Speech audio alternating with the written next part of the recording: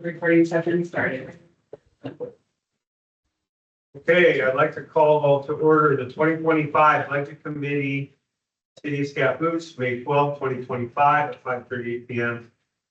Today, we're joined by the Budget Committee and Council. Today, in person, we have Budget Committee members Teresa Keller, Rita Bernhardt, Beth Reisky. Online, we have Sandy Wiggs, Michelle Brown, and Chris Petrone. And as part of council, Mayor Backus in person, Kim Holmes, Marissa Jacobs, Joel Haugen in person, and online, Andrew LaFrenne. Excused are Tyler Miller and Jeanette Santiago.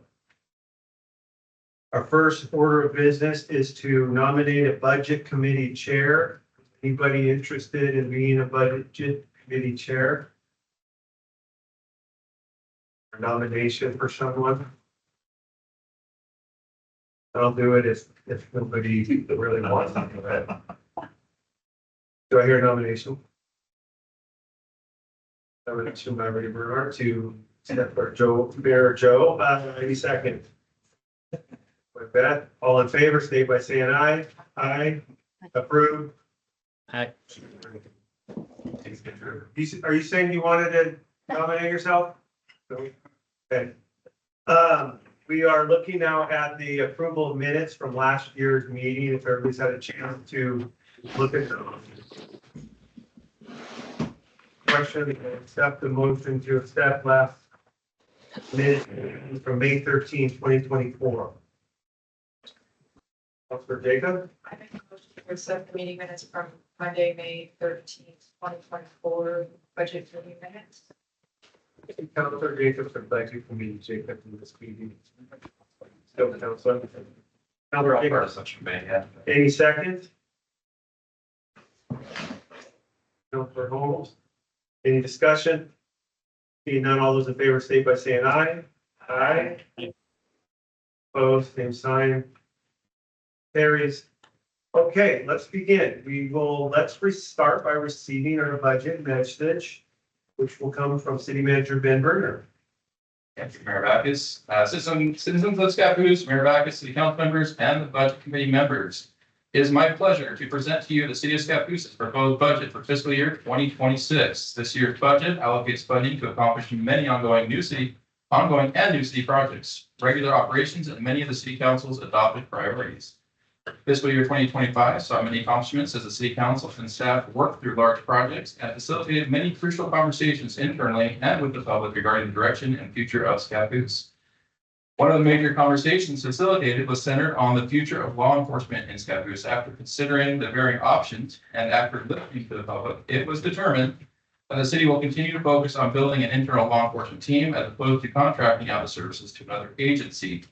To succeed in this goal and to attract a competitive professional law enforcement team, the City Council approved a competitive agreement with the local police union that raised wages by 14%, in addition to a 3% cost of living adjustment and increased benefit incentives for those covered by the collective bargaining agreement. The city also had many conversations around parks and continues to plan for and execute increasing city park amenities, access, and programming, in addition to providing proper maintenance. Both the police and parks departments rely entirely on the general fund for their resources, providing these valuable services. A major concern is across Oregon has been the long foreseen issues created by Measure 5 and 50 that restrict property tax rates from increasing since the 1990s. Compresses the property tax in certain circumstances and restricts the property's assessed value from growing at the same rate as real market values. Due to Measure 5 and 55, cities across the state have had to look for alternative methods to supplement funding for these important services and other general fund services, as resources have not been able to keep up with the increased expenses. Scappoose has been conservative in its budgeting, has had consistent new growth in the city, and has been successful in getting grants for different projects, which has allowed the city to weather the storm longer than most cities in the state, and has built a healthy $6,121,870 reserve in the general fund. To that end, over the past several years, it has become apparent that the issues of Measure 5 and 50 are quickly catching up. The property taxes that the city of Scappoose brings in each year no longer cover the cost of law enforcement personnel at the current levels of services budgeted, which according to last year's discussion is still potentially less than desired by the council and the community, let alone the rest of their operating budget. This is important to recognize because anything spent beyond property taxes and associated police revenues on police operations takes away from other services the city currently provides or would like to provide with other general fund resources. For example, park amenities, maintenance, economic development grants, recreation programming, other events, etc. The general fund is facing an operational deficit of around $600,000. This means that outside of projects, economic development grants, and other variable expenditures, the city will chip away at our reserves around $600,000 a year for regular operations and will eventually deplete the reserves over the next 6 to 10 years. This timeline is shortened when capital expenditures not covered completely by grants or other funding sources are planned and budgeted for. The story for the general fund is not completely bleak. There continues to be new growth and opportunities coming to Scappoose that will continue to offset some of this deficit, and there are funding strategies utilized by other Oregon communities that the city of Scappoose has not implemented to this date. Additionally, each year brings many unknowns that may help offset these costs. For example, in fiscal year 2025, the city had a very similar deficit budgeted for the general fund.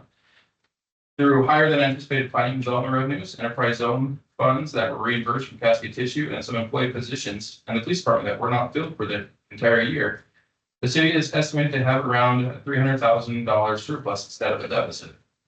The city council's goal too of their annual priorities focus on sustainable finances for these and other services. The city will continue to discuss and monitor the general fund closely and work through the varying different strategies to provide additional sustainable funding mechanisms for the long-term prosperity of Scappoose and to avoid reducing important services to the community. The city will continue to utilize grants to multiply the impact of city funds, reduce the impact on the budget, and bring new amenities to the city. The city has applied for and budgeted for over $2.4 million in grant funds to help bring parks projects to Scappoose that the city would otherwise not be able to accomplish, or the city would need to use substantially larger quantity of reserves to accomplish. These projects will largely be contingent upon the awards of these grants. The city has changed its methodology for internal services funds, or ISFs, as you've seen before transfers. We have reduced ISF transfers substantially and transferred actual expenses to their associated funds. This was done to improve transparency and accountability, in addition to providing a more accurate accounting of the actual costs spent by each fund. Grants described above and the changes in ISF transfers are major reasons for changes beyond regular increased costs in the general fund budget for fiscal year 2025. It has also impacted individual line items in the other funds. Outside of the general fund, you will notice the city's funds are healthy and not facing concerning operational deficits. Any spending that utilizes reserves is from prior council approved projects that were planned and saved for. Most projects are being paid through grants, loans, and other outside funding sources and are not reducing reserves. Major ongoing projects are the Keys Reservoir, wastewater plant upgrades, Miller Basalt Well, and the 50-year plan. City has also budgeted for design and possible construction of sidewalks and street improvements. The overall fiscal year 2026 budget is proposed to be slightly less than fiscal year 2025. The city's full-time equivalent for staff will remain the same at 41.5, although there were a few reorganizations of positions and responsibilities from last year to better reflect the city's workload and needs. City removed its full-time assistant to the city manager position and offset that position with a part-time code enforcement officer and part-time utility clerk. The police planning and admin departments also reorganized duties and positions among current staff. The city budgeted for a 3% cost of living adjustment and provided a 10% buffer for an ongoing salary study for non-represented staff. I'd like to thank Carol Palmer, the city department head, city council, budget committee, and the budget committee for the tireless work already done and will continue to be done in preparing for fiscal year 2026 budget for the city of Scappoose. I also want to recognize the staff, city council, and contractors that work on the Biosolid Dryer project. The city received the well-deserved Award for Excellence Award from the League of Oregon Cities in May 2025 for this project. Sincerely, Benjamin Bergner, city manager. Thank you, Bennett.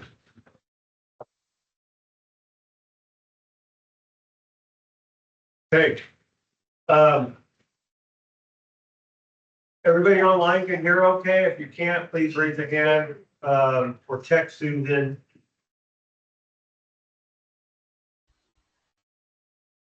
Sounds good to me.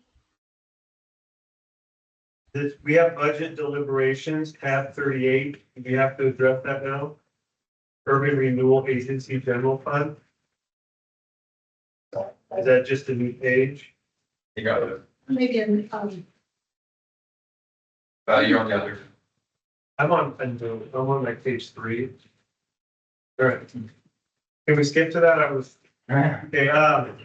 If you guys have any questions, let us know. We got a lot of work to do here, and we do have days scheduled to do this. In the past, we've been able to get through it.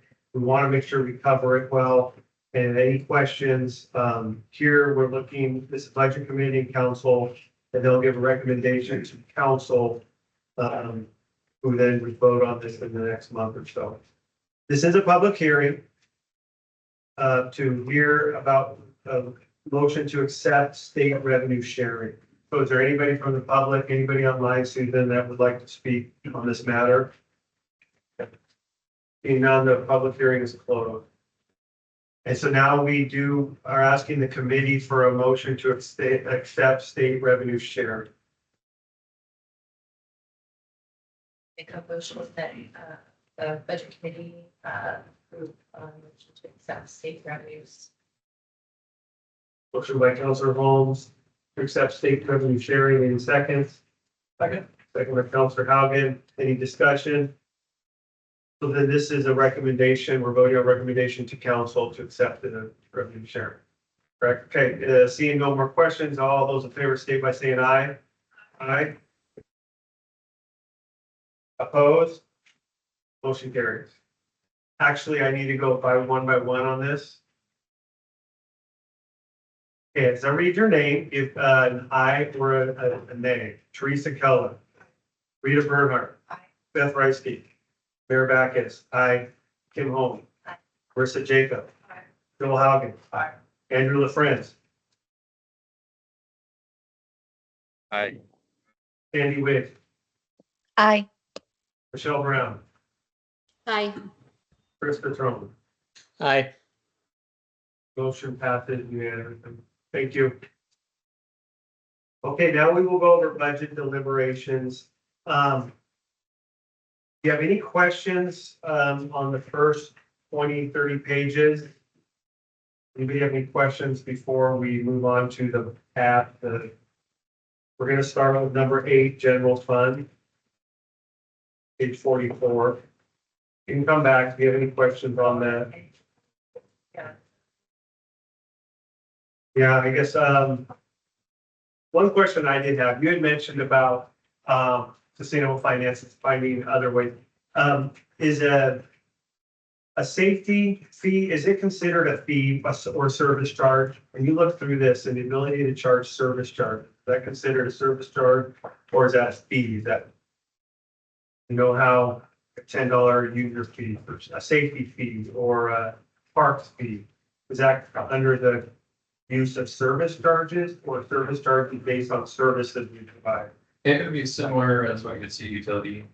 I don't know, I've not looked into that. I'm not sure how the state would categorize something like that. I just noticed it explains how those service charges can be charged and at what level. And so if we do look at other funding, I'd like to understand better that revenue should not exceed reasonable cost in providing service. So does it, you know, yes, Right. service, if it falls under that or, okay. Then I do have a couple questions. So this just seems kind of like, boilerplate language that probably appears year after year. Is there anything in here that needs updating? For example, the, let's see, the portfolio diversification, section 13. Does it need section? I think taking a few things out this year. I'd like to rewrite the whole thing this next year, because it's kind of silly. We've got in the budget, we have all of the financial policy and all of the investment policy. And we put all of our money in LVIP. So it's kind of silly to do all this investment stuff because LVIP does that for us. So I'd like to revise some of those things and maybe publish those documents on the website or something. You know, so I just think they've always been there. And it's a matter of what do we want to give it up? You know, that's because it would be nice if we could slow it down a little bit. And Ben and I talked about that. You know, do we need those?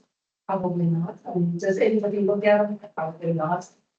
So I'd like to slow this down and make some changes and kind of update it. Yeah. Seeing that this is like my third city manager, 3 years, and now this first one kind of go through with what we have with a few changes, and then, yeah, if you would like to review it over the next year and come to us with updates. Yeah, we're working on it. We've done a lot of small, simple things before we blast a lot of it. So And then I guess section 8, the internal controls. It says, that will have been tested by an independent auditor at least annually or upon extraordinary event, just making sure that in place. Yes, we haven't wanted, we have COVID, we have not on the agenda, so we have COVID this year. So, but yes, they go through all the internal controls, they go through and, check our backups and our approvals, you know, how we do them. In fact, we sat in our approvals for days to kind of get through all that stuff, so they could actually see what's there and, you know, getting access to the system, so they can look at, you know, the actual invoices, billing, and see how our approvals, if we now approving things electronically rather than on paper. And they're through and they can see how they did, see the approvals right in the system. They approved it when they approved it. So we're trying to bring us into the current decade. And as a reminder, we don't have our normal system here, so we are gonna have to speak up so everybody can hear online. We've got a different recorder. It doesn't etch quite as well. Yeah, because it's actually, It's all in the they're back of hearing the from room. that. This is recording as a secondary. People online or that microphone back there. Mr. Mayor, Yes. we have extra copies for the If you, I just, you should have all yours, I think. And we always have a camp Amazon, Oh, okay, and then probably Rita and Joel need them. because they don't think it's early. And I think I grabbed them all. Any more else? Great. Okay, as we move through here, let's start with, Is that? general fund, the rate pages 44 through 50. If there's anything before that you'd like to cover? Are we gonna go over the whole bunch of Yeah. Okay. I think we're just using the one we did from last year, and we went to 8, so yeah, back up. Let's go. Okay, so we want to look at page number 36. I gave you pages for those. Yes. Do we want to ask questions, or do we want Ben to give a kind of an update? Review? Just give it a quick overview. You don't have to read every line, just give us a general. Yeah, I mean, in my budget message, the major thing with that is year over year, the budget, overall budget has gone down from 58 to 54-ish million. So most things that you'll see throughout this budget, including here, are really similar to last year's budget. Other than we did turn down on some things operationally, but we also added several projects. So with that, we're hoping to get grants through. Overall, the position of the city is very strong, even in the general fund, but we have a very strong position in all of our funds. We've got a really healthy reserve. As you can see, there's plans for even contingency. We've got about $17 to $20 million that we're already behind to spend that hold over year. That's roughly half of the budget. So trying to keep a really conservative approach to how we go about that and only spend what needs to be spent and what the company council or the needs for operations. But to try to also save for a rainy day as much as possible. And the way that we budget is to make sure that we have a very, I usually like to make sure that the contingencies we spend to 15%, or most of our contingencies are well above that. So if you have any questions about anything in here other than that, it's My question is just if there's any big changes from last year that you see, or you have budgeted in here, like you said, grants that we're applying for and associated expenses if we get the grant. So if you see things where it's like, if we don't get the grant, that expense will not probably be there. Let me know. right. We're going to that new fund to go over those. And if you change like intergovernmental, like why is there a $10 million decrease in intergovernmental revenue over last year's budget? Was that from ARPA dollars? Is Yeah, that just projects that are complete, less of the wastewater and water. So yeah, I guess my question is, how much of the 24-25 budget was ARPA funds? Most intergovernmental revenue was ARPA revenue set they were budgeted for at least. We didn't spend all of that. A lot of that is still carried over to this year. So if you budgeted 25, you expected to have that much done in projects and estimated it's only gonna be around that 15 million. So that means those projects, we got about 15 million of it done. And receive that funds, and then some would be pushed on into next year. Mhm. Anything. Carol and I have been talking about this a lot too, and the Turk Intergovernmental Fund has been a catch-all. We learned over the year, dating way back before any of our time here, and so moving forward, we're trying to clean that up and define what that is, more as what we would call the pass-through dollars, grants and things, that it's not really our money, it's just whether it's like Charles T. Parker, where that was all money we received, but then we just basically were the carrier to the contractor, to build this, so on and so forth.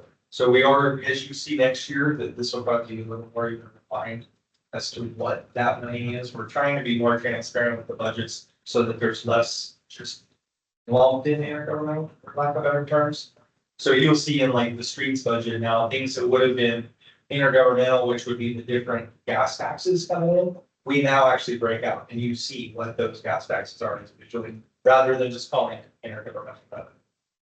Hopefully that helps kind of, it's a work in progress to make it more transparent. Yeah, that would be helpful because, there's sometimes, one-time granting of money, whether it was ARPA or certain grants, and then there's, ongoing, tax revenue. that we can- That's predictable, right? We can get into our land.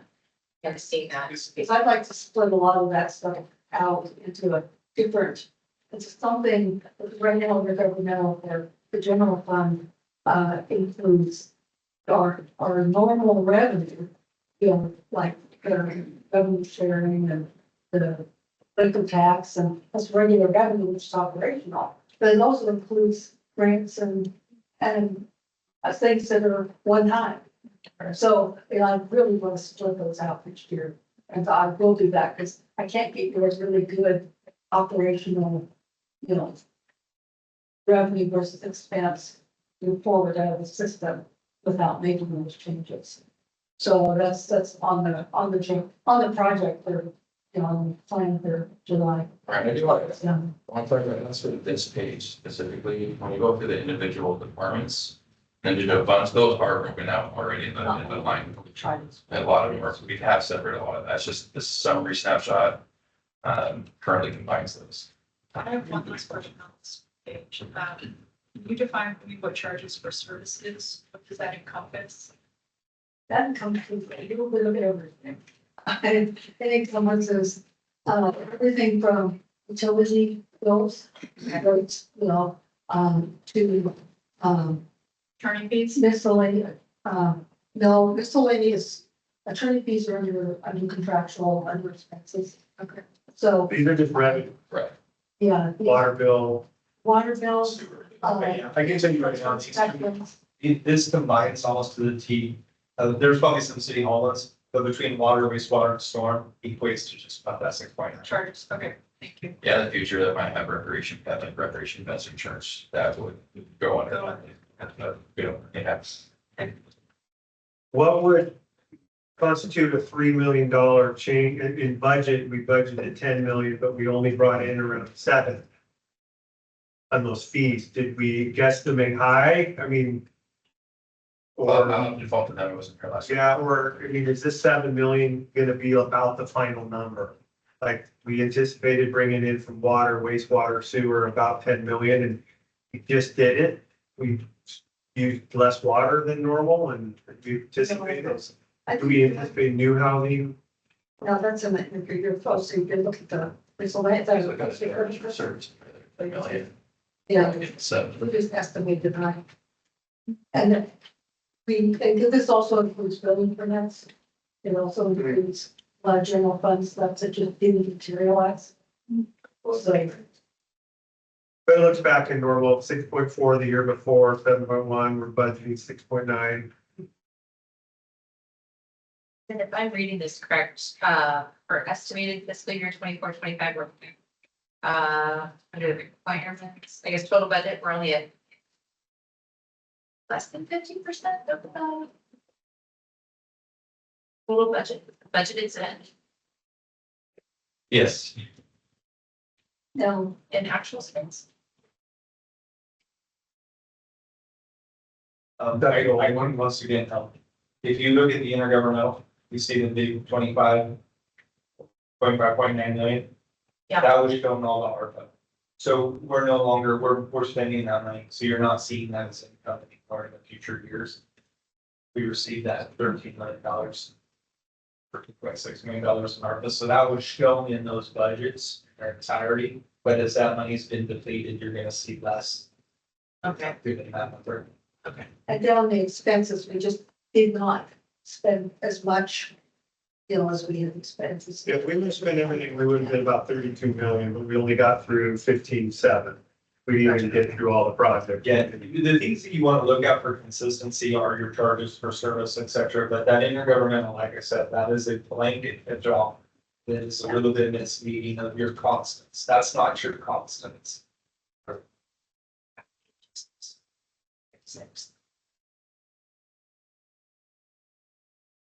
So again, this year's budget, 54 million in resources. About 54 million, that's if every project was done this year and we received all the monies and in this next fiscal year. But again, some of the projects probably won't get done and they'll just get pushed into the next year's budget. Right, and some grants we may not get. There's a lot of expenses that we plan for, we hope for, but we don't always have the ability, whether it's time, not getting the grants, capital, et cetera, that we just, loans just aren't able to expend those quickly enough, but we want to leave it open.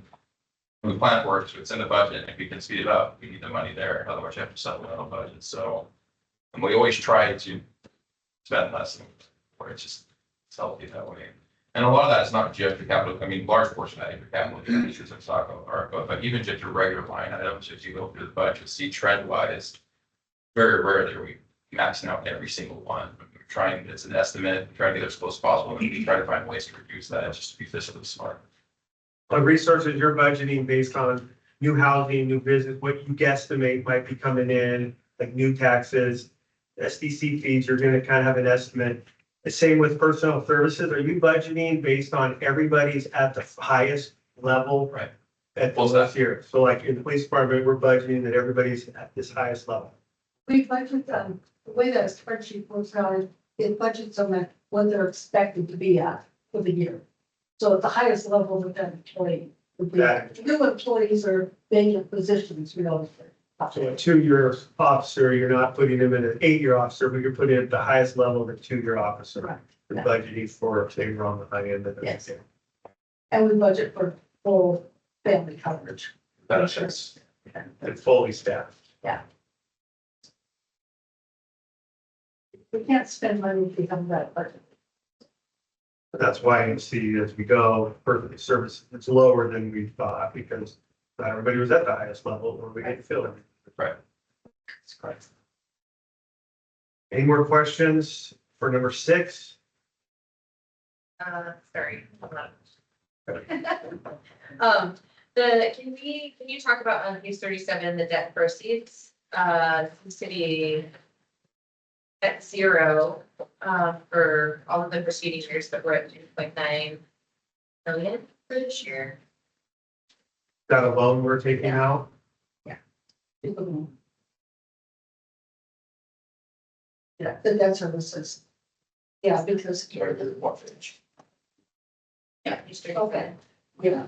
And we have not had, we have a couple of loans that we're working with. One for the wastewater plant. And the other potential loan, is, it's in the budget, is for the CDC company. But we've never had a loan before. Do we think we put loans somewhere else for loans in intergovernmental revenue? When we got a loan, We are paying loans now. We have, Dave, you know. but we didn't get the loan. Loans that we've been paying since like year 2000. But we haven't received a loan. in the last- Revenue. We haven't received a We're new still loan, paying right? them. But these are new loans, That will be a new. so we have to show those this year, debt So we get proceeds. 4 million. The debt proceeds is the new, on the next page, have the debt services, that's what we're paying. Under expenditures.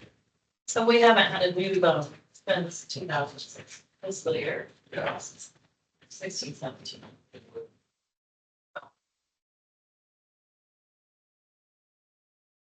And then on the next page, sorry. So same question on the contingency. So, it seems like the contingency was at 12 million for 24-25 and 18 million for 25-26, but was at zero in the previous years. And I just started putting those in the system. And in the past, the contingency is like a, how can I say this kindly, right? It's a number to balance the budget on the expense side, to balance the budget out.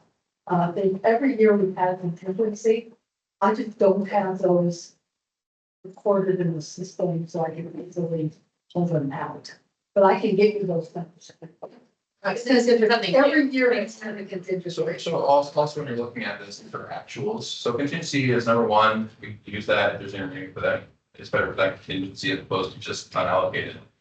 The whole point of the contingency in the budget law is that if there was an emergency and we need to go, we could do a resolution up to 10% to actually, if they're gonna take care of that emergency. So there are funds that can be spent. But since 2016-17, we have not used any of those. So the actual contingencies used, we just haven't used it. They're just basically been to save money or to not use them. We haven't had to. So we did use our contingency in 20, but these are not actual. So that's the budget, yeah, those are, so on the side, looking at budget estimate proposal, they're just not actuals at this point. Gotcha, okay, thank you. So you always see it in the proposal or budget, but it's actual at zero, so.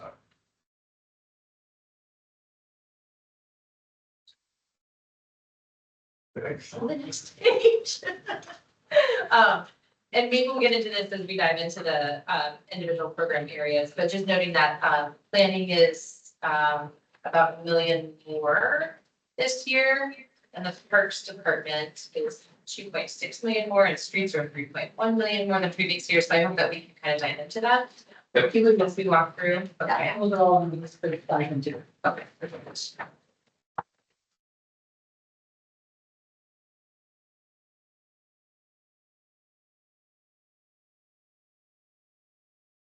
Page 43. It's just following. Hey, we're up to number 7, If you know. summary of personnel services. In all our departments, basically salaries and benefits. Just salaries. Salaries. Yeah, so when I'm looking at the top table there, the total personnel service 10-year history. It looks like it takes about 10 years for us to reach the point of 100% increase. But in the last 2 years, we've experienced a 40% increase from that. So I guess my question is on the cost of personnel. I mean, did we just do a lot of market rate adjustments and we're kind of peaked out in terms of big increases, or can we continue to expect similarly large increases like we've expected over the past couple of years? What I can speak, and you can correct or add to this because I wasn't here, but I do know that through COVID and hyperinflation things that happened, there were, well, I'm assuming the city did the same thing, personnel services, and cost of living adjustments. And then the police contract renewal, but The police contract last year, we budgeted for the police contract. We didn't have to go back and pay it back. So that's really where you see that increase from the 24-25 budget, or we started on, was the police contract. but I would say the economy in general has leveled out this year's back to 3%. Cost of living adjustments. When will we see an estimate for fiscal year 24-25? Like an actual, Give you that actual. yeah, like an actual. I mean, well, Does generally, it- it's something I can pretty effectively get you the numbers for. It'd be nice to see if, if every year, it was less, and I would expect we're gonna be less than 6.7 million. If you were to, Probably when we get, budgeted heavy. when we get to the individual Okay. partners, if you look at the estimate for personnel, you're gonna see that the estimate is, I'm confident that that number is pretty close. That because it's fairly easy, personnel is pretty much the same, every month. And so it's easy to project out to the whole year. Police maybe a little low, but I think you're gonna be close. Going back to your financial overview, that has the estimated personnel on there, 5.35 million is what she put in there. Cost time she put this together, may adjust slightly from that. That was the current estimated actuals. We haven't finished the year yet, so until that year's done, we don't know the actual. Somewhere in the 5 million. Right. Thanks, yeah, just flagging that, I think, you know, that's an area we might want to be sensitive to since it seems to be growing at a much more rapid rate over the past couple of years than it had historically over the last 10.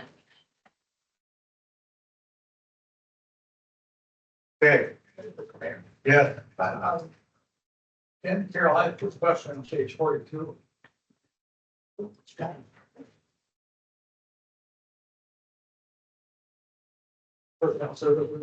So, taking out the police, looks like we have the $5,500 in overtime costs.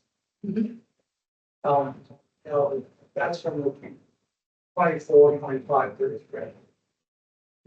And you're looking at the overtime, okay, you're looking at the table at the top?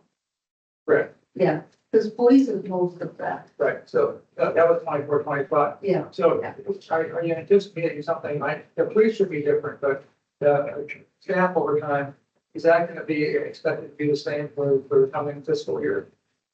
I would expect the only overtime we end up charging, we don't do a lot. It's a little bit how it works for our people that are on call. That's a relatively modest number. They're, you know, $4,000 or $5,000 for the department. So those numbers are pretty minimal. Well, right, but I'm taking it over to 5,500, that's over 2 FTE. And so, but. 500. 50, it said this 5,500 hour. dollars. Dollars. So- That's all. Holy crap. I'm sorry. I'm so sorry. I know we're public service. Too messy. Those are dollars. I'm sorry. Okay, thank you. I apologize. I never even thought that's what I was looking at. So. Okay. Upside down. Okay, we're on to the general fund. 44, tab 8. Or the big one. Ben, did you want to kind of go over this? Carol, Carol, you in the. He'll chime in if he has something that I don't know with the details of everything, so. Okay, you know, it's been explained that general fund is really in decent shape. We've got a good carryover. That's a good thing. You know, our cash position is higher than it was the last few years. You know, we do budget, you know, and restrict $1.7 million that we never spend. That is included in that, that can carry us, so the city could go without giving any money for the first 3 months until we get taxes. That's kind of how we plan the budget this. So, the carryover is really good, it's over $6 million. And that's carry it through to the next year. We also have a $3.4 million contingency. So we're in really good shape.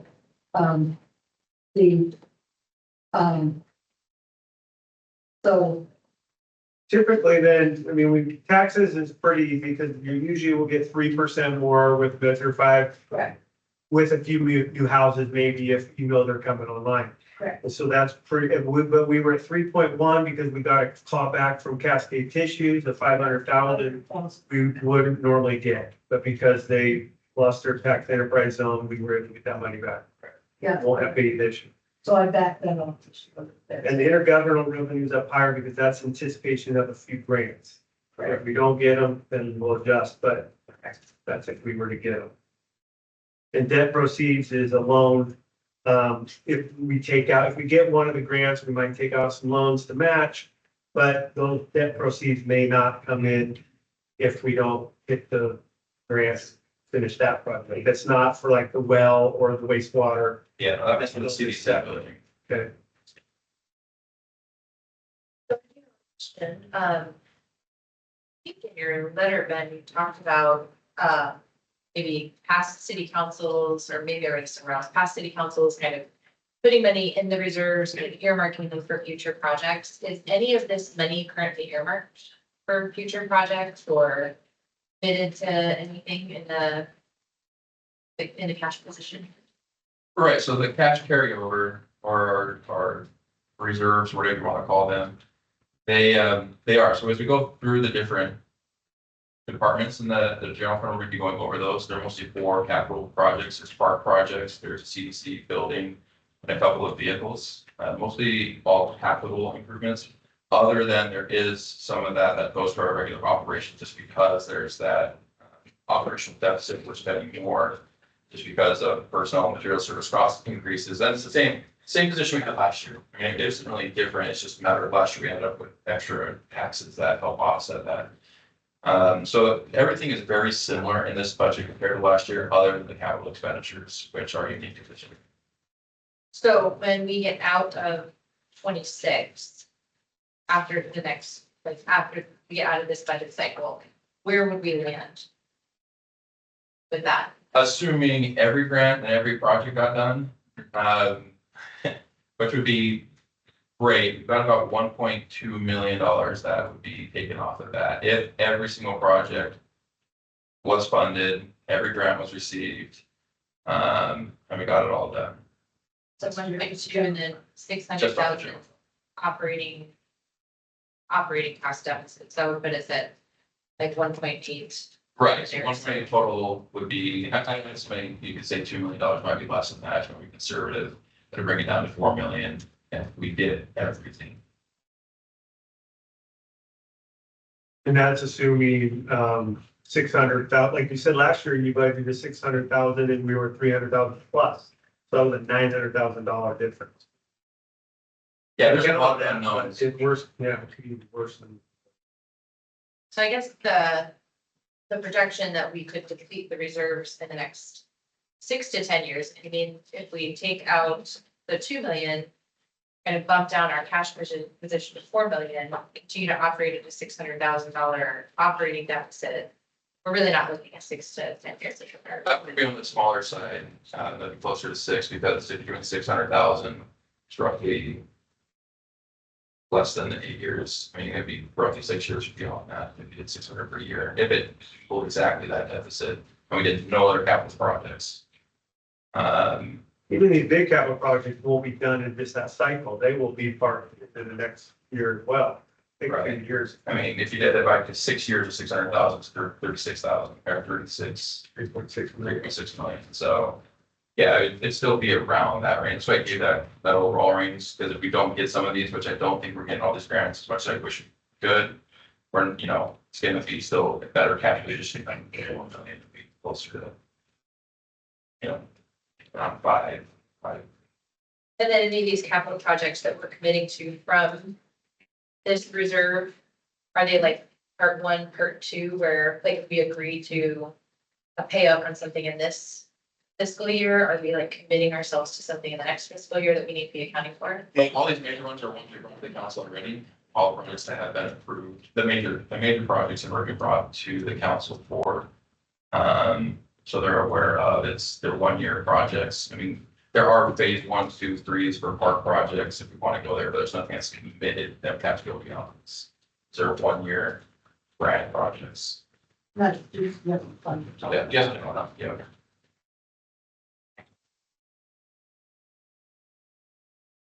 Okay, if we page through there, any more questions? Anything you see there that shows the flag, something different, Carol, other than what we just went over that to be aware of? Benefit there. No, we are anticipating a little, but we have, we are having putting my licenses increase. The 3 housing developments we have, we don't anticipate any taxes from any of those yet this year. That's correct.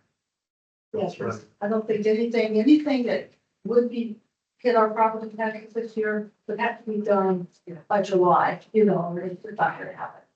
It'll be final by July, so that's just not gonna happen. So we're not anticipating any of the additional $100,000 of property tax revenue from the new developments that can be estimated for us. We're not expecting any of that until next year. This Cascade Tissues was in tax enterprise zone and was waived. There will be some this year, because they're out of that, right? So you will get some taxes from there. $500,000 Cascade Tissue property, but that all goes to every renewal, so it doesn't hit the general fund. Is it in a renewal? Then why did we get the last one? Well, the enterprise, the 500,000 enterprise was before it went to urban renewal. But urban renewal is only the increment difference every year from that amount. I thought you could answer that question. Yeah, that's something we need to A look good at. question we'll say when we have a meeting with Andrea, Okay. so. I think, and I could be wrong, but I think because it was in deferral at the time, it was not originally calculated. But That makes sense. follow up on that with her, because I seem to recall that was the case. I talked with Chief Pritchard, he had a conversation with him, so he was asking about his budget, and that's what I told him, was because it was a $0 at the time, even though the building was already in existence. It's about, sure, one that are going to place in the full amount, so it's either. Zero to the whole value. That makes sense, so. Page 48. We've got donations and grants. Are these all the grants, Ben, that we have applied for? And I do applaud you. I mean, if you look at our history with grants too, we are far exceeding what we've done historically. Is that 2.1 all grants, or we? In the general fund, In general. that the staff was applied for, yeah. Okay.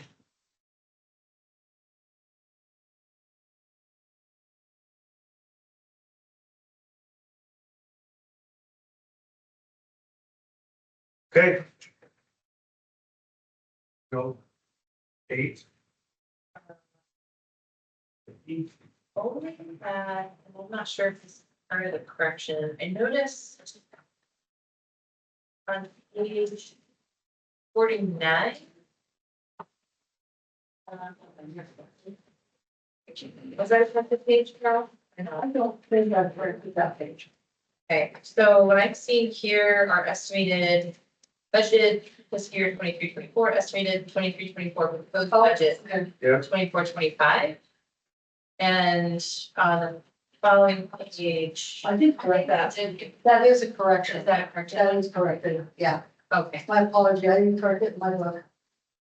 I don't have a corrected one. It still says 24, 25. I don't think it was. But the numbers don't match either. So if we assume that the final column on page 49 is reflecting the 25, 26. I think the numbers are right. The numbers, I'm looking at the corrected one that I have there, the most numbers are right, except the contingency needs to be altered down. You know, to make other changes, the overall. Yeah, both the 2.4, it's 1.7 in contingency. Which we'll see later on a couple of things. Right. Previous years as well. The previous years all matched, I think, you know, the corrected one. Police department. She hasn't identified the wrong years, but the numbers are correct in there, just you need to change the years, add a year to them. No, 23, 24, if you look at police, it says Minus 0.29, yours is 2.9. Either the number. Yeah, and then, but if you compare them to the general fund on the previous one, they're not sinking in some categories. Take a look at page 40, I know. Actually, she does have an updated one, it's just like you got to add. Does 50 look correct? I mean, 50 is all updated. Just put them in the graph. 50 has the right numbers. So I guess I would just ask, yeah, if you guys can look back, see if.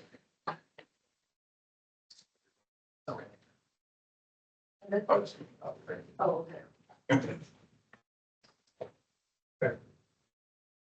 Maybe wants to change it a little bit. Wow.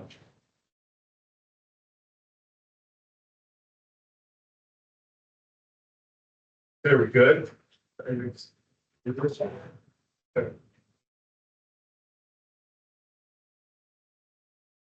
So that's the general fund. Now on to the administrative department. Tab number 8. I guess the challenge is that 50, if page 50 is correct, you go to page 52. And what you see for administration on 50 is 765,000 and on 52 is 740,000. 740 is correct. So then page 50 is incorrect. Yeah, so every town is going to be a new product. Some of these others are right. That one is, yeah, wrong. Yeah. Okay. And So hopefully. 74720 is correct.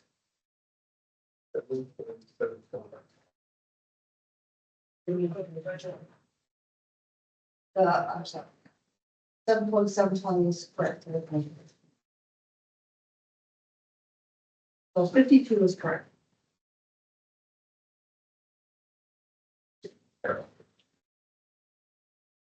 Oh, okay. But I will fix all of they don't know how to print. You print 50 also? Because our 50 50 is is- right, it has one or two of them. I don't know,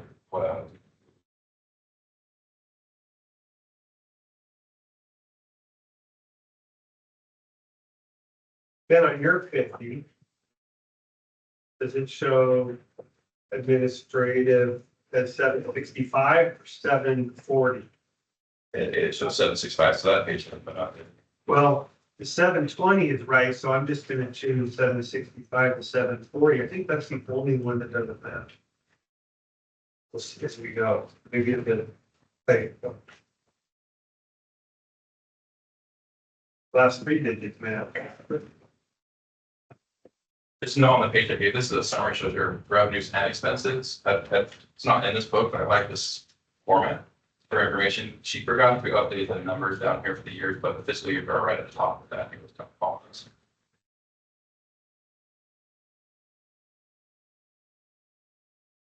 We get through the other departments, we'll make sure they match. Okay. So looking at administrative department, the overall budget is 747 points.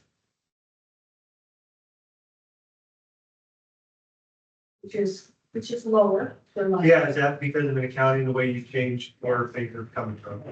Yes. Yeah, large. A lot of transfers out. And so it's more transparent, but we're gonna be charging the individual departments. In the past, they've always transferred these hundreds of thousands of dollars to the general fund, and we paid some of these things like software and the auditor, we paid them all to the administration. And now we're gonna pay them out of the individual funds, 5%. They're more transparent that way. And so that reduced the administration budget considerably. And you, but seeing it, is it very similar to last year that you added it was you did it the same way, you'd be in that 1.3, 1.2? But the overall general fund revenue and expenses didn't change all that much, because we had a transfer in and expense out. And so now we just have the expenses out and out to the department, but we don't have the transfers in. And we are paying by the general fund. So next year, I'll see that change. I guess if you go down through the line, you can see. Yeah, the administration paid all those. So is that, so taking that information and looking at contractual professional services, is that a direct result of the work that you just described of Yes. paying? So, okay. So we have a clear idea as to where all the contractual professional services are being utilized within each of the departments. Check. It used to be up until last year, we paid all the attorney fees out of general fund, Right, out of administration. And we changed that last year on the budget right. to have them go to the individual departments. Right. And so now we can see a lot better where things are. So we did part of it last year and part of it this year. Okay. For the rest, but I think we have 3 items, you know, a relatively small amount. You'll see that in the different departments, for each department, you know, that are just very difficult things to expense. You know, things like, you know, council expenses, pretty hard to expense those out. Yeah. Yeah, but it's all the departments. Yeah. So we do have that money coming in to cover those expenses. So those are the only few, I think I've got three items. Every down the transfer. Additional. We're also going to continue to analyze this account and get a full time of there. In general, this account is supporting every other account. If we can separate those out to the actual funds supposed to be here, it just makes it more transparent. So we're working through that. I haven't looked through every single one. The question I always ask is, who is this service or this being provided for? Why is it not being charged to their fund as opposed to being out here? So any of those that we can keep sorting out over the year, we're going to try to keep figuring that out. In general, not a lot that should be in the admin department, other than the few that transfer that she had mentioned that might be difficult to separate. Or if we get a Parks and Recs, we don't have a separate department for that yet, that'd be something. So economic development, there are things that still happen that don't really go under other departments, but we're gonna continue to look at that, see if there's still any process that need to adjust for it. So then it's safe to assume for the actual fiscal year 23-24, we're all contracted services reflected in this general administration. None of those were parsed out. We audit and do that and also dues and services. There were a couple of them went down substantially. But things like the software subscription, That's control. you know, the. Things that affect studies. But like 50-year Those plan all- support Those have always been. would have always hit against your. That's always going to planning. Yeah. Okay. Yeah, we didn't have too much, there were just things that have historically been transferred to the general fund. And I don't quite know why, but that's the way it was always done, so we're kind of trying to get out of that. And this year we made, I think, almost nothing. So I have a question, just looking at a couple different line items. So just curious, travel and training and then dues fees subscriptions. I was kind of, especially on the training, that the training and travel has jumped 9,000 from current estimate to budget. Is that just, like, is that including all the departments? Or is this just for people sitting, the personnel sitting?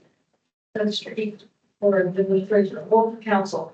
Now, it probably jumped a little this year because it's been great. You guys have been going to a lot of the conferences and things. Okay. And that does come down, we pay all that. And those are all included there. Okay.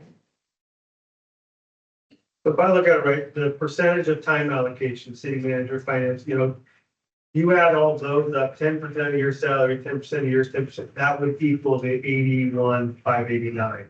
I mean, because you're taking 10% of the site toward this budget. Are you taking 10% of dues and fees and subscriptions? Then or the 100%? Those are some of the questions that I want to continue to dive into, because they are serving it, if it's servicing other places or it's benefiting because of that, we need to reassess and we're being charged in other places. Yes. I have a point of order. Would you like me to remain here for the budget meeting or would you like me to go to the school board?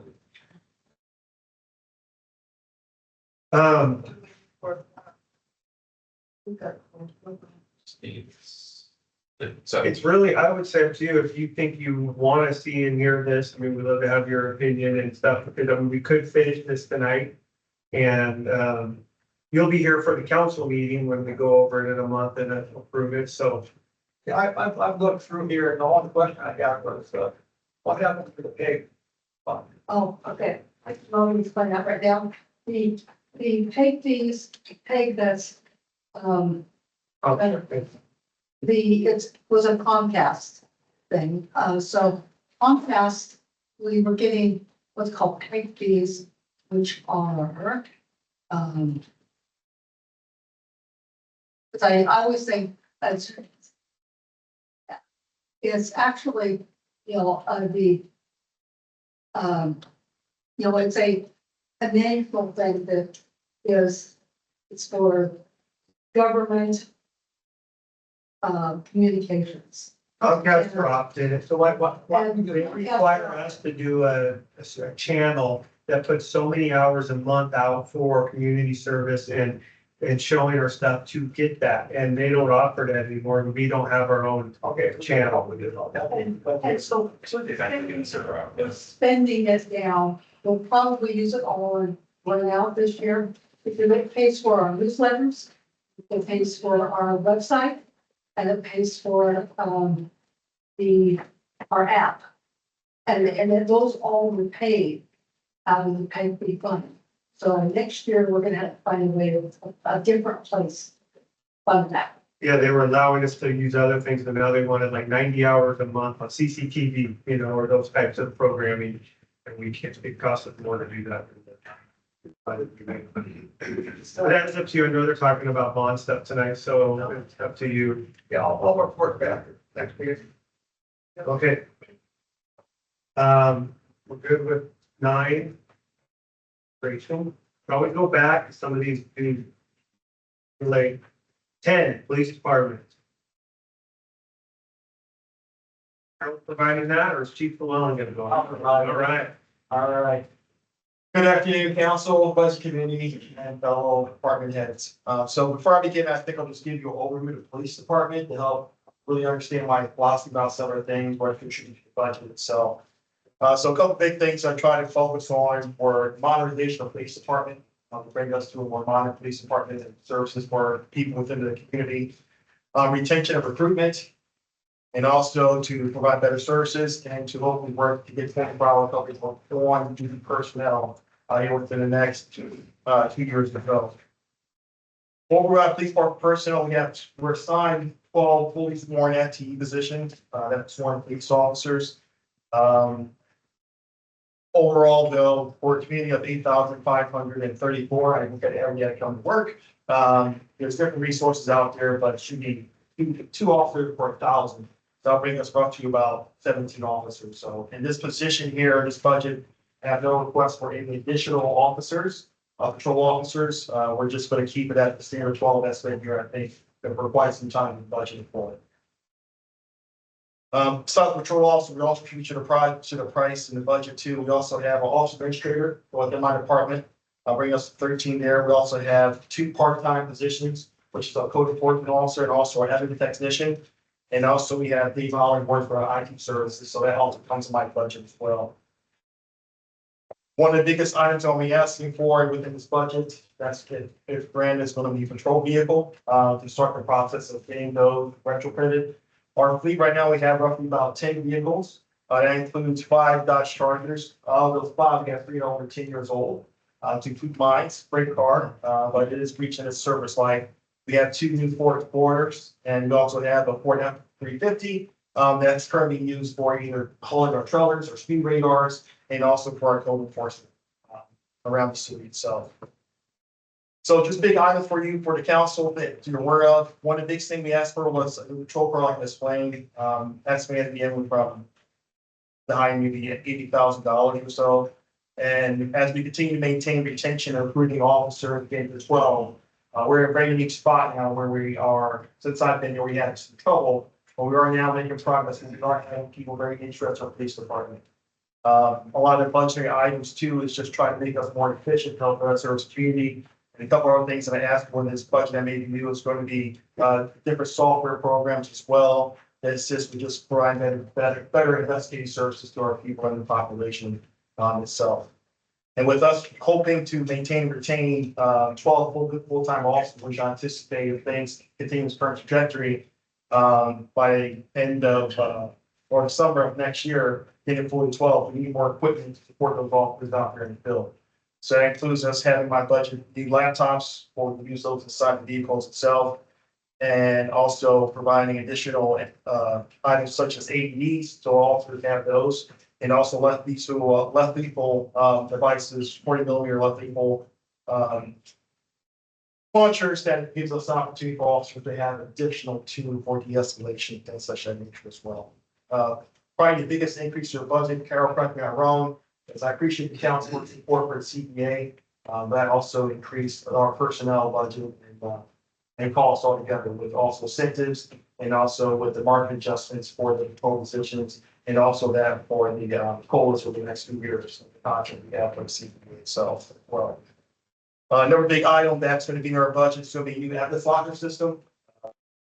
One of the biggest liabilities of most police departments is, especially for the chief, is going to be the Atlas locker systems. I have numerous stories and went to training that did recently in Salem that maybe the very button clear. That's something that we need to upgrade within our system. Like a better term, Atlas locker systems are pretty much like high school locker prior to the 90s. They've been definitely be upgraded from there. And by providing that, give us just more better control and custody of the property training for the police department. Going from there.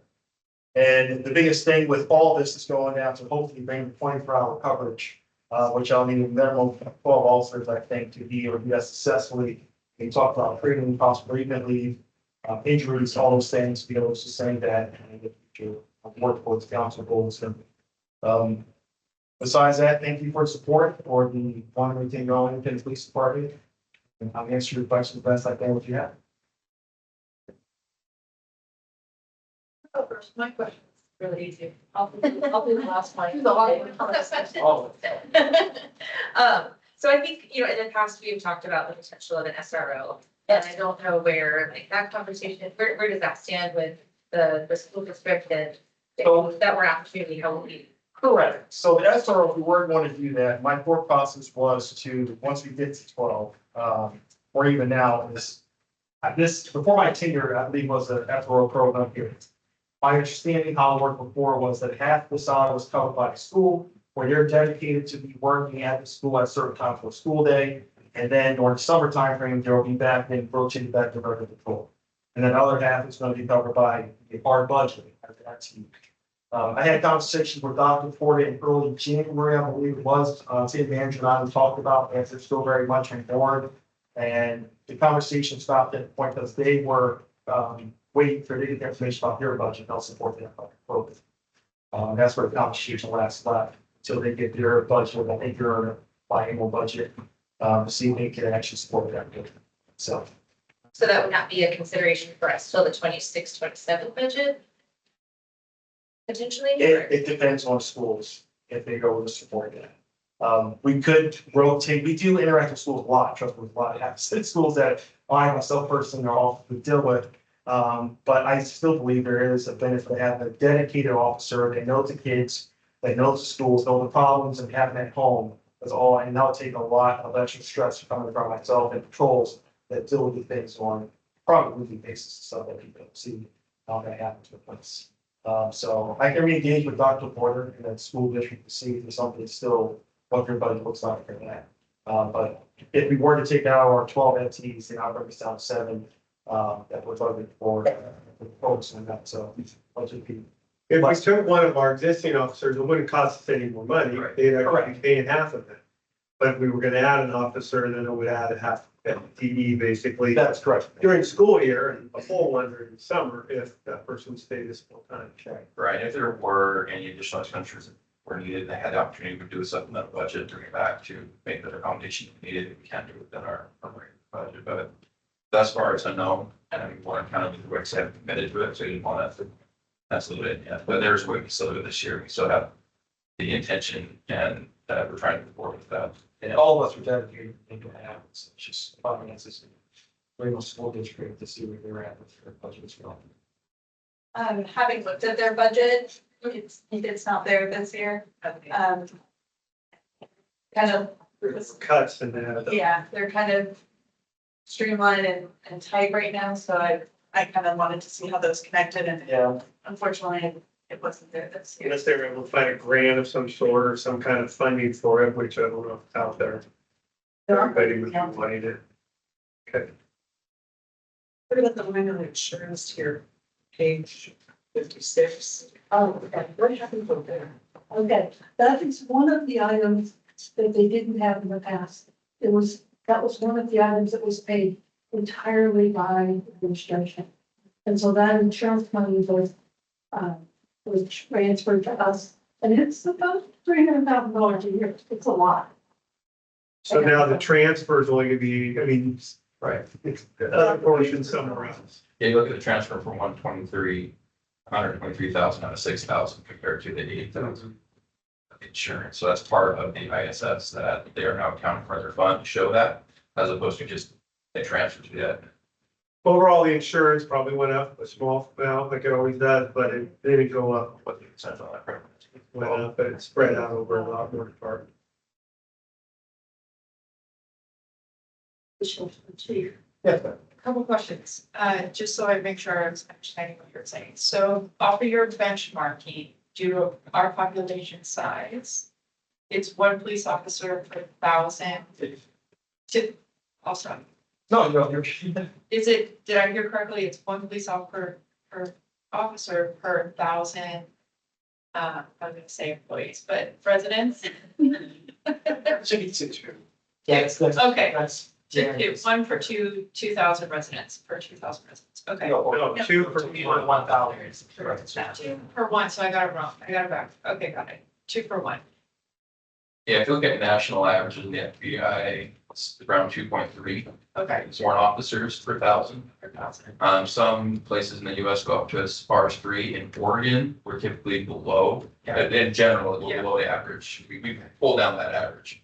And not just us, but the state in general. So, really figuring out the level of services unique to obviously budget and what you're looking for in a city. But yeah, 2 is a marker that is common to shoot for. In Oregon, 1.5 is on the low end right now. We're at 1.5, so we're on that low side. Okay, If we're fully staffed. If you're just looking at that as one of the benchmarks, Okay. there are other things with staffing, but every city is unique, has different. You know, us being next to Portland, even though we're rural, we're gonna have different challenges than someone class of 9. And so our per 1,000 might be higher than that or need to be that, so we can have proper coverage. now, we will be, so please remind me of where we're at in terms of staffing, how many full-time do we have, how many do we still have out Very there? good question. So right now we have 8 full-time officers hired right now, statutes.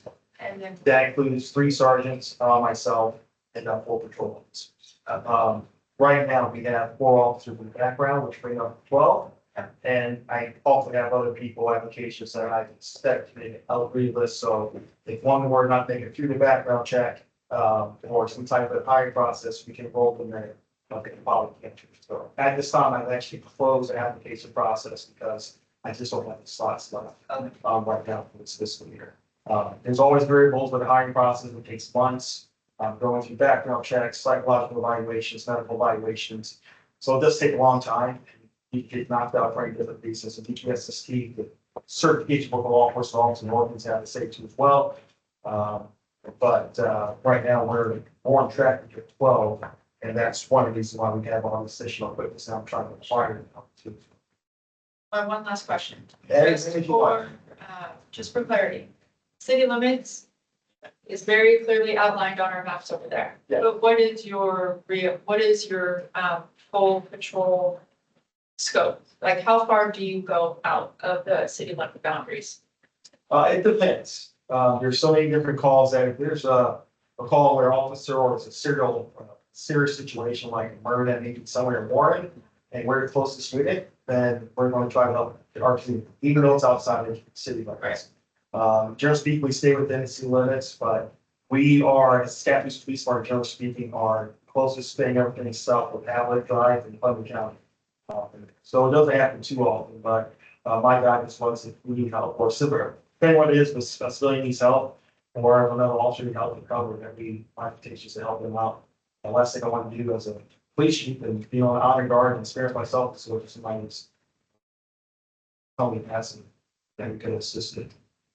We've been called a pad and means nursery right outside city limits, but we're probably the closest ones at times. We are, a lot of times. And likewise, we have then, MOUs with other agencies where they come and help us too. And that law enforcement is really great at trying to share resources since it's very. You're limited. patrolling city limits, but if you get a call, So I can tell you, there's numerous times we've now seen Collins's police department's come down city staff, because we're one officer on, help provide assistance, things of that nature. So it does happen, but it's also be within reason like anything else. So it's not abuse. So, we came under budget last year because we weren't fully staffed and we had less FTE, but now if you're full FTE, you but not for the full year. It's gonna take a while to get them up, and you're budgeted at that high dollar value when most of these new ones are probably more in the middle or lower. So it's gonna be closer to the number that you budgeted, but if everything stays the same, it should be a little less. If you budgeted high. Yeah, and I think another thing too is that we'll have less overtime because we have more slots to fill. And also officers during that, there's a 4 hour gap that we have for 19 times too. When those officers, whether they get caught up or not, they still get compensated for being on call. So I think itself also assists with that. And overtime calls at 1.5 just for by the time we have, we can call it out as well. Yeah, I mean, the last year, we have a chief that could go out on calls. So I mean, overtime was probably, and we were low staff, so overtime was probably a lot higher than you can see in the past. Biggest capital, and you mentioned that earlier, I just want to make sure I hit those because you were asking about it earlier. The capital expenses in that one, the new patrol vehicles, around $80,000 to buy NQ outfit. The methodology we're trying to work around that, have around 10 vehicles.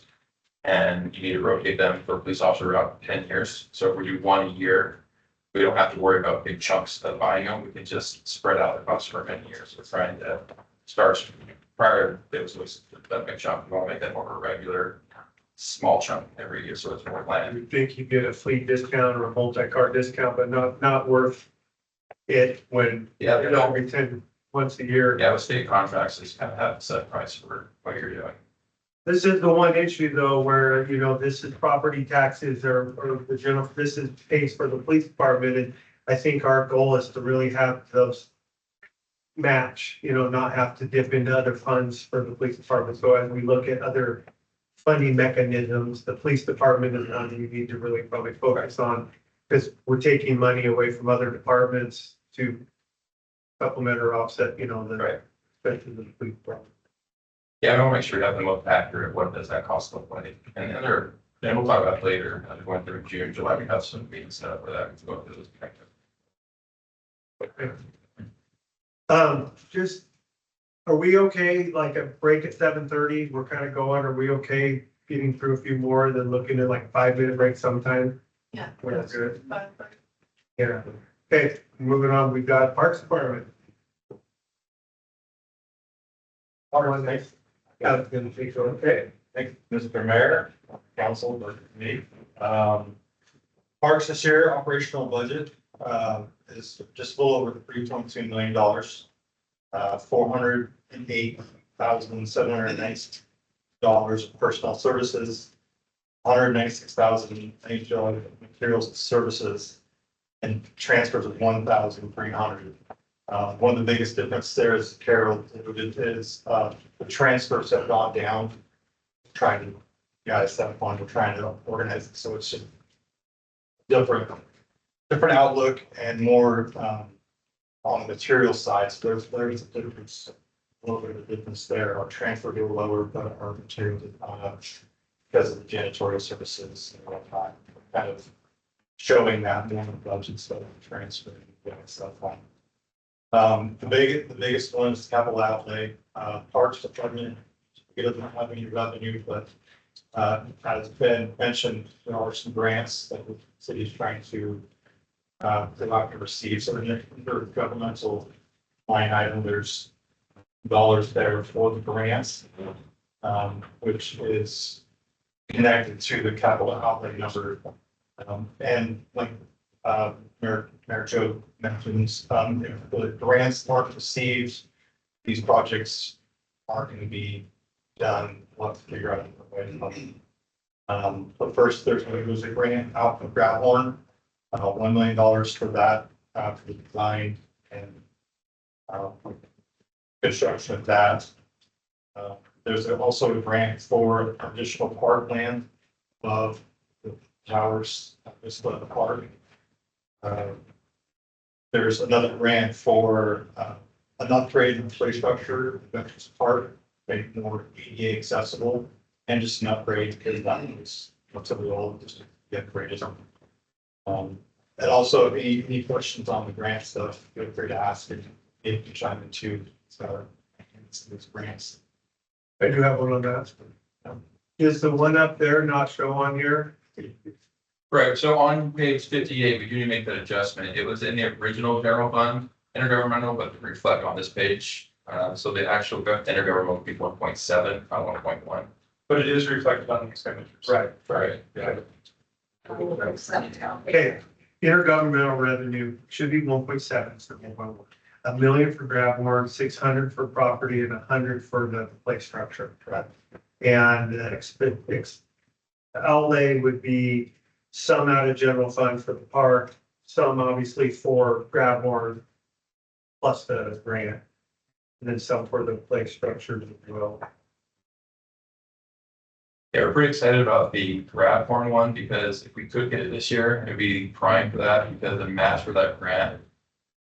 Sorry, still understand. Okay, the match for that grant would be property values. Last year we could use that. Otherwise, we would have to match that with general fund revenue. So $1 million was largely already covered in that one, which is fantastic.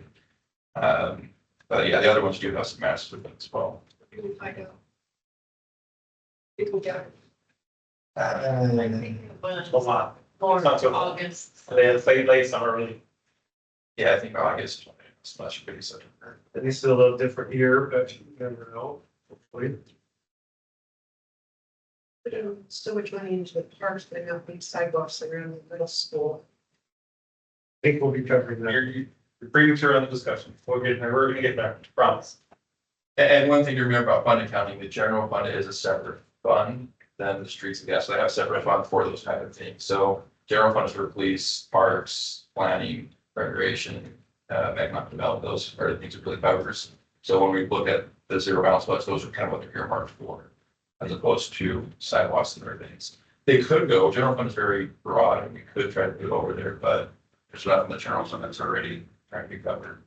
I think as you see, we did our parks master plan. We have not spent a lot of money on parks in the last several years. And there, and through the parks master plan, we've identified and we're looking at grants, like free money. And if we don't get free money, then we probably won't put this money into the parks. But when you have an opportunity, I think especially with the matching grant at Grabmore the last year, if someone wants to give you $600,000, you're gonna probably try to find some money to match 30%, 40%. And try to make it work. But again, this is all voted on by council, public hearing, that if people don't think it's worth it, then we won't. But these are parks, I think we saw in our park master plan that we need, where our level of service is low and we want to try to increase them. There's a Brad, we're in located. Right next to That's next to Veterans Park. on the north side of Veterans Park. the big field to the right of Veterans.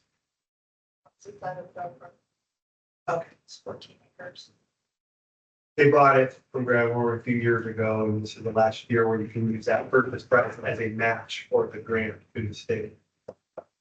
And they've got designs and ideas for what they can use. So those are the three grants that we discussed earlier. It's fun.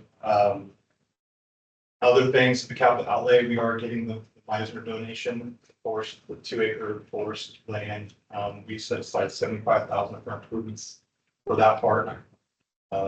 Also, $100,000 for just city park improvements, which we've been doing pretty much every year. $100,000 goes into our park savings, which we've started a couple of years ago. That put it up to $250,000. And then 25,000 for the parks portion of the new dump truck. We have a dump truck that's kind of outdated, needs to be changed and for upgrading. So Your personal service increases are partly because of the transfer.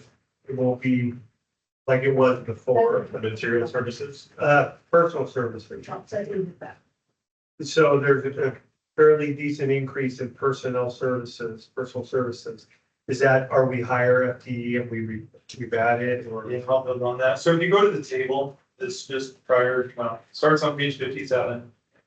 The one thing I want to draw your attention to is the first 5 scales. So including myself, we're 10% each of the parts. And then there's 140, that's 60% of utility workers, parks workers. That is all that's maintaining your parks. So that's actually 1.6 FTEs and actual worker bodies that are out there maintaining the parks.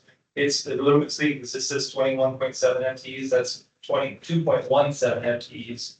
is all the bodies to maintain. So we have 160 acres of green space that the Public Works Department maintains. 50 of them are fully developed and active true parks, such quality as heritage here.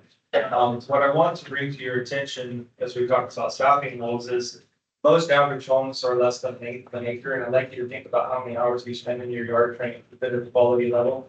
Try to think that these people are doing almost an average of 100 acres per person per FTE to maintain at a level that is this. So it's quite an impressive feat, and we really need to think about changing this in the future. So in the back of your mind, as we're going through all of these expenditures for the general fund, we need another body or two minimum out there to keep up with a decent level of service, especially if we develop Grabhorn or any other facilities, because those fully developed parks are a nightmare to maintain. It's almost one full body just to keep Estimates Park at serviceable levels. So as we grow, we're going to keep growing with bodies, and we have not done that. There is a slight increase. We did reproportion. We did an analysis of all the public works staff. While we didn't add any bodies, we did change based on what actual levels of service and people doing things are. We did increase the FTEs slightly, but only like a 0.3% that can be increased. And that's only based on actuals. We're not hiring any people in public works this year. It's just a restructuring to be more in line with what people are really. So I just wanted to call that out. So, and that kind of answers the question of why the increase. Perfect. Can I make a comment? Yeah. I live near the park and you guys do a great job. I mean, really, really good job. I know you've got limited staff, but you really do a good job and I think people around there appreciate it. Well, artificial turf. Dave, in terms of thinking about future hiring, I totally hear you, Shaq. Tim, ever since that. And I'm like. Yeah. No, but is there an opportunity to establish like entry level roles into your organization as we think of future staffing? That would still benefit and help service the parks? Yes, the past few hires have been entry level hires. They're not coming over so lot of the utility workers, so their salaries are less. But keep in mind, they do promote up if you're hiring. I mean, they will, step their way up, and we encourage growth in our employees and things. So while those costs might be low in the entry level, they will increase. However, we do have 2 temp employees on our staff as well that we use seasonal. So that does help keep the level of service. That's part of the key reason why we keep things going, is that we're doing that seasonal. They only put in 32 hours a week each. And one of them was actually working the treatment side, trying to maintain treatment plants grounds, while the one is actually working at the parks. So there are some accommodations to help. So that's great. And those are hard to party on. Yeah. And as you said, we have been donated 2 acres for a park, and so we donated the park. We definitely want to take advantage of it.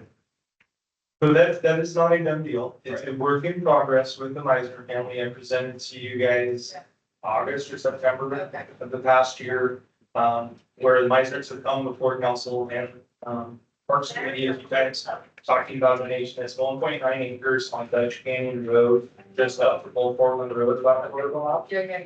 Okay. And so it's an urban forest scenario that has stipulations to non-log it, keep the Indian heritage and things that he has to associate with it. It is moving forward, but it's not a signed deal right now. Contracts are still in negotiations. So we are allocating money. There's a privacy fence as a stipulation of the agreement, and a few other amenities that we'll put in place for a soft start, just to get people onto the property.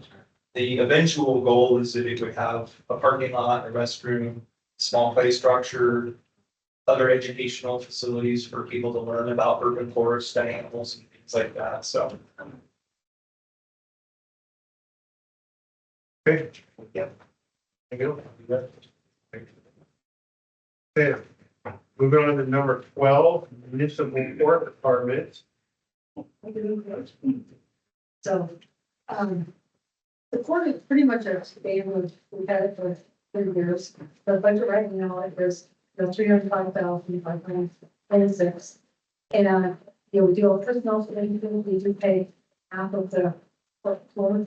plus all the admin folks. So there are some, a number of things that came in there, so. And that's been fairly consistent over the years. Most of the cost for the court department is basically for the judge, prosecuting attorney, and defense attorney. We have to defend people of the charges.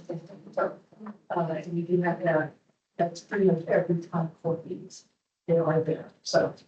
So that's really where a large portion of the cost is under the materials and services in the court department.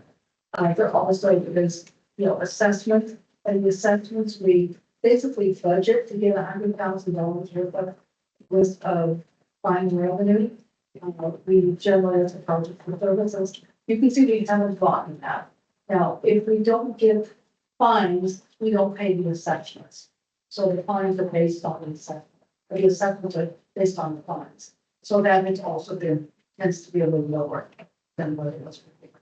But the consistent costs are in the judge and the counts. So which are part-time, they will come to contract, so we're not hourly. So that's the contractual professional services line item. Yeah, Got it. yes, that's where that is. Is this where code enforcement comes in? Code enforcement is under police rates. But does that generate revenue? I can talk about that. So yes, our citations and also misdemeanor crimes such as domestic violence or DUI, all misdemeanor crimes and traffic infractions after right out, they all go down to the court.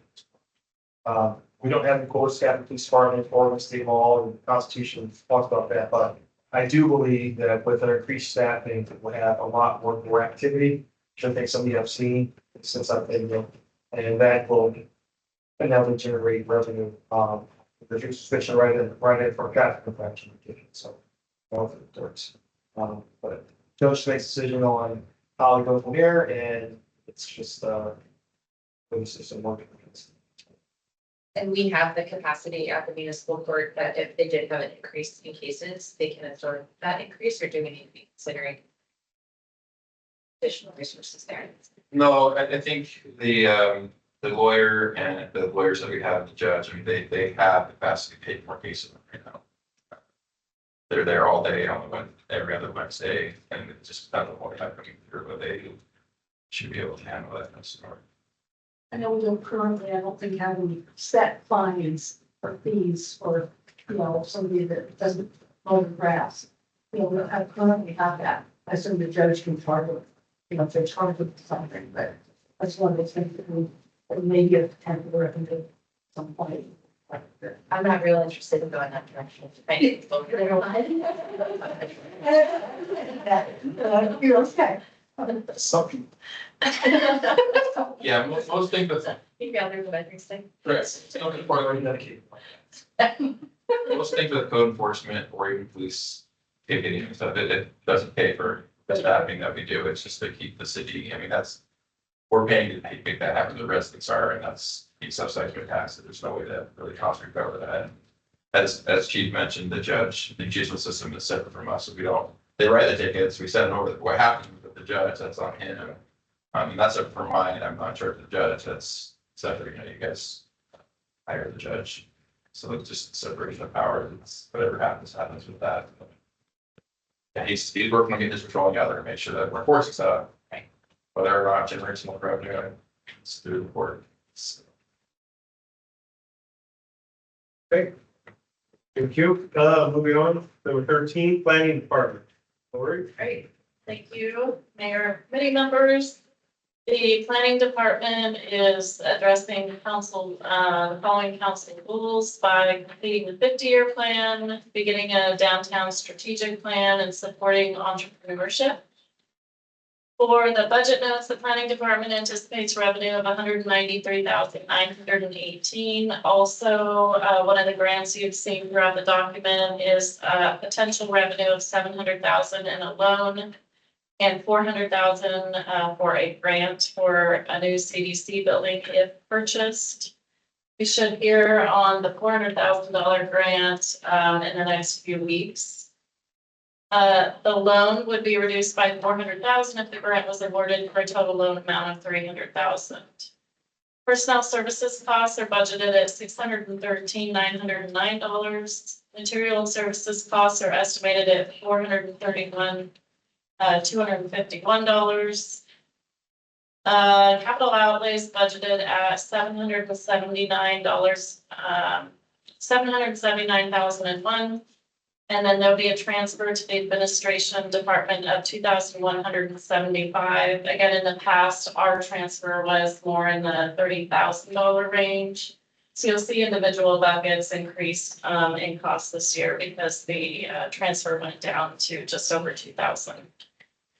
Capital expenditures include purchase and remodel potentially of a new CDC building at $700,000 if the grant is not awarded. And then the other thing that we are looking to purchase on the capital side of things is a new vehicle for Community Development Center. That would be to replace our very old Jeep Cherokee that is from 1999. I think it might be one of the oldest vehicles we own. And then we also have another vehicle which we're keeping at this point, which is our Ford Ranger. What year's the Ford Ranger? It's a 2008, so that one's 17 years old. The other one's 26 years old. So we've kept them going quite a while, but the Jeep is really having quite some problems. So again, we are budgeting $39,001, and that concludes the 50-year plan. We did have it, you'll see, we didn't spend as much as we expected to on some of our items, one of them being 50-year plan rolled into this year. So we'll be finishing it this year instead of last fiscal year. Again, we had a number of items, as I mentioned before, that rolled into the individual line items since they're not transferred anymore. And there are, for instance, in the building, facilities and maintenance line item, as well as the small equipment line item, some additional purchases in there for if we do purchase the new building, we will need a little bit more furniture to outfit that and a few more just materials that we would need. So that's why some of that has gone up. Let's see, I do have a grant match included in line item 245 matching grant fund. For that Main Street grant, that's 400,000, 30% is required for match. So I'm showing that 120 in there. Let's see, happy to answer any other questions you all have. We did update the chart on the bottom of page 66. And hopefully you received that as a separate sheet that lines it out. It had previously been showing amounts that we had paid in previous fiscal years for the 50-year plan, but they were showing as in the future. So that got corrected. Yeah, we'll make sure we have the correct in the final budget.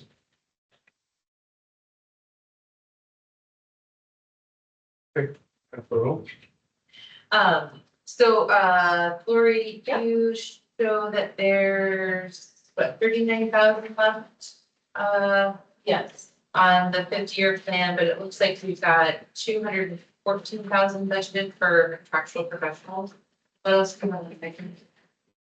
There is quite a bit in there. I don't have it all broken out. That's going to include my attorney's fees. That's going to include our GIS consultant that we use. There's quite a bit of pass through in there as well. There's going to be engineering stormwater professional. You have that. Perfect. There you go. Perfect. Let's see, janitorial came into that from the transfer. We have our engineering inspection inspectors cost in there. We also have contract IT service, general IT service to set up the new office, audit fees. So it's all of our contractual professionals. Yeah. That didn't change a whole lot from You'll see it bumped up last year, but that's because we pulled our infrastructure inspector into that budget, as well as the fees we collect for him. So you'll Pull that see, revenue into the general fund. you'll see on page 65 under charges for services that we jumped up from where we used to be in 22-23 at 42,000. Last year that jumped to 190. And then we expect to collect even more than that, up to 231 this year, and up to 412 this year. As our estimated. And then proposed budget charge for services is 193 next year, so that does pull more revenue into the general fund via the planning department. But then that does increase the expense as well.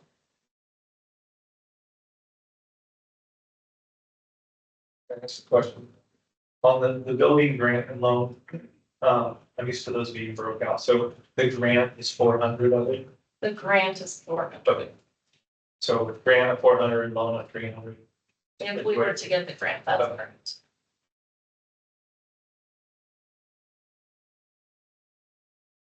And then, so what does that give us in terms of future obligations on a capital account? Yeah, so I'm estimating that if we were to do the full 700,000, our payments might be about 3,800 a month. And then if we were to have a loan of about 300,000, it might be closer to 1,850 a month. We're currently paying 2,850 a month for our offices right now that we're leasing.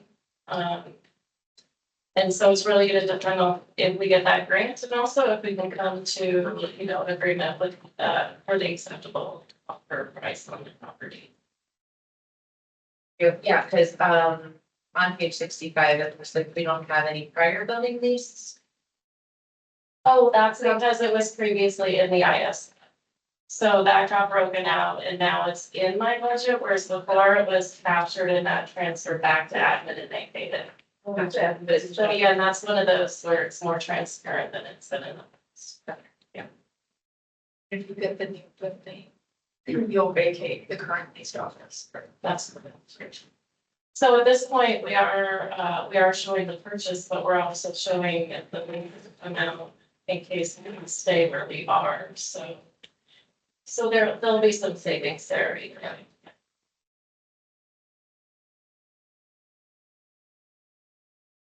Okay, general fund, one for F. And this one, there is a correction sheet if you would go. The only change on it is, this is where we're showing we show transfers and things that are not generally departmentalized. One is the transfer to the Watts House, which Dave will talk about. He talks about the Watts House. Then we have the contingency, got this on the original. $1,702,378. And I'm returning it for that. Then plus the one that's appropriated and $7 happens. So these are just non-departmental of general fund. Question on that one? So the contingency was basically. Okay, Right, so there's about 3.4 million there, just like your budget in general fund. It's really not finding these spendings or something.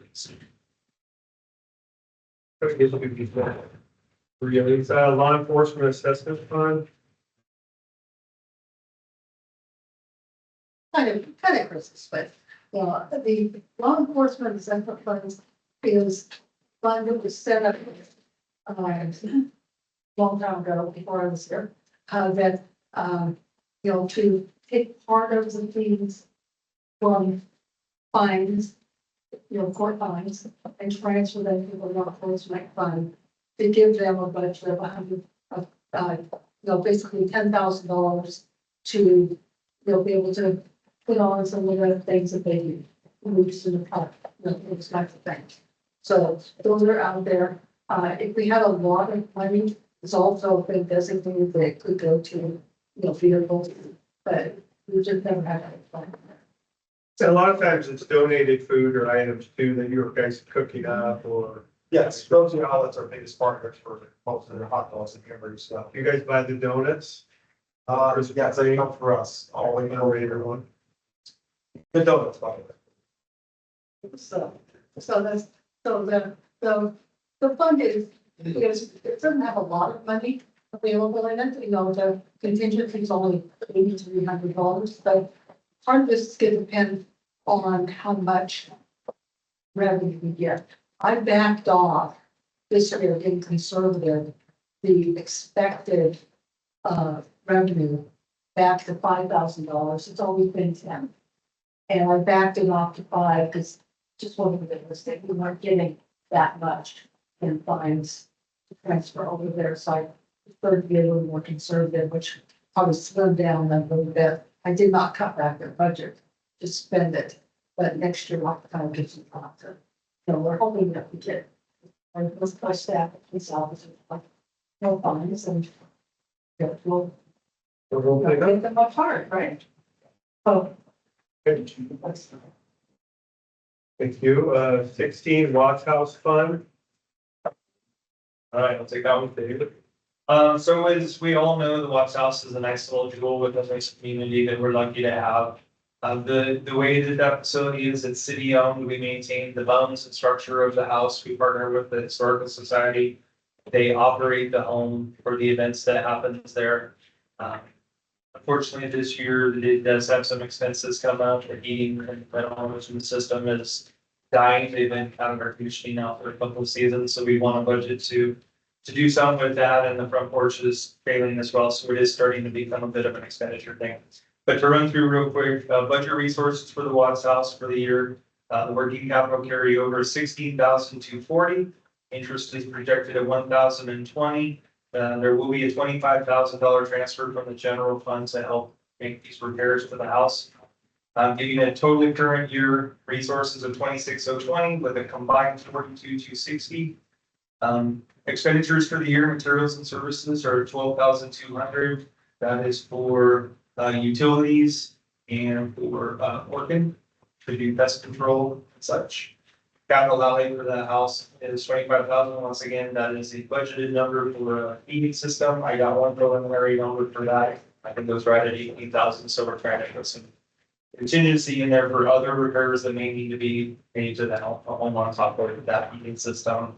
Unfortunately, though, like I said, the porch is also starting to show failure, and a number came in from the Historical Society of $11,000 for that so far. So we're going to be stretching the limits of this to keep things going this coming year, but we will do our best.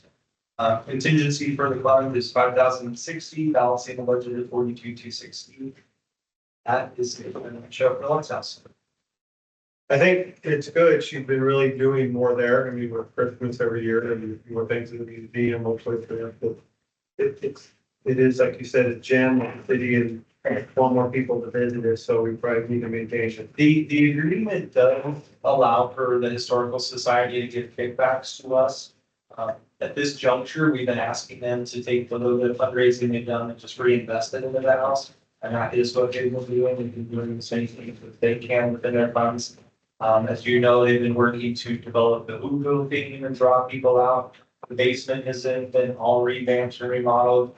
There's a nice museum there that we've been opening up to the public and things. So I see in the future, we may get some revenue out of that, but to date, it's been more of just a partnership to get the house back up to a good standard, so. Yeah, it's an investment, a property, a room. Okay, we spoke about the PEG fee fund. Does anybody have any more questions on that one? Yeah, I think we have most of it done. You know, that pay, in case you, anybody else, one of those, it's public education and government access plus pay fees. I never do that, so I never do that. Well, I think I remember when we were doing the franchise fee, they really wanted so many hours of TV and whatnot, and we decided to not because we can't do that. so it's just basically going to buy this. Find another place with the newsletter, the annual website hosting, and the city. Those are the things that are covered by that fund. And then we move from where? By, Okay. Opportunity there, I don't think it's hard to say, we're gonna figure out where it belongs. It might be the general fund, I don't know. It might be spread out, so we can do stuff, as we talk stuff about all the funds. And do we charge people, you know, 'cause we do a lot of stuff for outside agencies? You know, and so, do you charge people for that? I don't know. It will come right down to it. Those are all things that we have to approach this year, because we'll have to do it for the next budget. So, because we'll spend, I would guess, every bit of this $27,000. This year. Let's try to do the number 18 building fund. Yes, thank you. Yep, I will take that one. So the building department estimates that 37 single-family home permits could be issued this year. In addition, we anticipate one new commercial building, which would be the one at Credit Union. And a self-storage facility could also be issued permits. Let's see, the building fund, begins the year with a starting position of 137,841. Permit revenue and miscellaneous fees are anticipated to be 417,000. Total fund resources are expected to be 595,841. Personnel services costs are budgeted at 97,667. Materials and services are estimated at 398,591, and contingency is 34,808. Again, we have, where you're going to see some additional costs in line item 200 and 205, and those are related to if we do get the new building. We have a number of just different increases showing where it was higher than previous years, and that's because the transfers are in those buckets instead of in one lump sum going back to admin. Let's see what else is different. You don't see much difference in the contractual professional other than where it's allocated coming from. No, the contractual professional is a direct relationship to how many building permits we issue, because we're contracting with a building official from the county to do those plan reviews and inspections. So if we collect more in fees, you'll see contractual professional go up. If we collect less in fees, it goes down. So there's a direct connection there. Yeah, so nothing has changed a whole lot in the building fund. It's always fluctuating because it's really hard to have a crystal ball and know, you know, is the permit gonna get pulled this fiscal year, is it gonna slide to next? We do our best to estimate that. I will say that we will have 3 subdivisions under construction here very shortly. Dutch Canyon, phase 4 is starting, they've already submitted about half of their home plans for building permit review, just so that, you know, they've had time to look at those while they're getting everything done on the ground. They did make their first 2 payments on, the first 2 house plans. So those fees will start trickling in over the next 12 months to 18 months as those houses are getting built, so. Should be a good year this year and next year for the building department, which is good because that fund needs to build back up, and we don't need to borrow from the general fund this year. So. And they're, in fact, the building fund is paying back from 2 years ago when we bailed them out. Yeah. So they're gonna pay us back, pay the general fund back the $64,000 that we gave them out 2 years ago. We loaned them. They didn't know it was so long. So.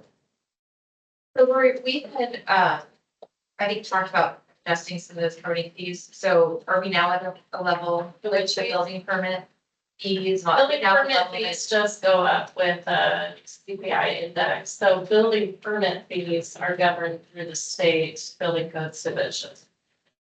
But there were so many other costs associated with the planning department, right? Planning fees, Planning fees. So planning, We adjusted those so that they can cover the 2 costs now. we did, but building fees are totally separate. So you might be thinking about planning and engineering. Back in planning, Correct, yeah. and the other fees, water. Yeah, that didn't affect, the building. Okay. Okay, are we okay to take a quick 5-minute break or? Yeah. Real quick. We're trying to get 9 o'clock, probably over halfway. And stop recording. Okay, 5 minutes. Good.